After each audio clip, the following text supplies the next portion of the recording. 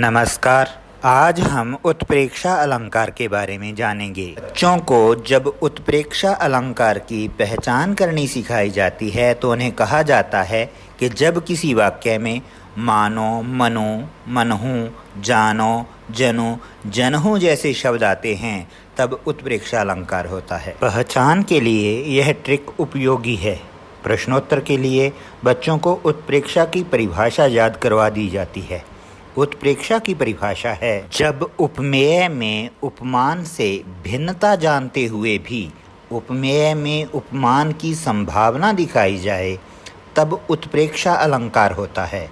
जैसे सिर फट गया उसका वहीं, मानो अरुण रंग का घड़ा। सामान्य जानकारी के लिए परिभाषा और ट्रिक का याद होना काफ़ी है, लेकिन हम यहाँ इसे और स्पष्ट करने की कोशिश करेंगे। सबसे पहले तो उत्प्रेक्षा को उपमा और रूपक के साथ रखते हैं। उत्प्रेक्षा उपमा और रूपक में से उपमा के नज़दीक है, क्योंकि रूपक में उपमेय और उपमान दो न रहकर एक हो जाते हैं, जबकि उपमा और उत्प्रेक्षा में दोनों अलग अलग रहते हैं। उपमा में तुलना दिखाने वाला शब्द उपमेय और उपमान को अलग अलग करता है। साथ ही वह यह भी बताता है कि दोनों एक जैसे हैं, यथा चांद सा मुखड़ा। इसमें सा शब्द चांद और मुख को अलग अलग करता है, वहीं मुख के चांद के समान होने की बात भी करता है। जबकि उत्प्रेक्षा अलंकार में उपमेय और उपमान के अलग अलग होने के साथ साथ यह भी कहा जाता है कि वे एक जैसे नहीं, लेकिन उनको एक जैसा माना जा सकता है।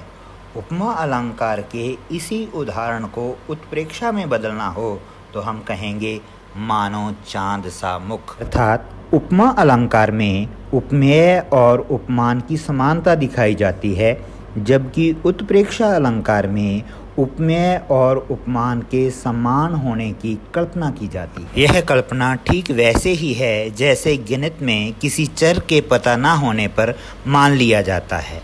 माना मूलधन 100। यहाँ मूलधन ज्ञात करना है, लेकिन हल करने के लिए एक बार कल्पना कर ली जाती है कि मूलधन 100 रुपये होगा।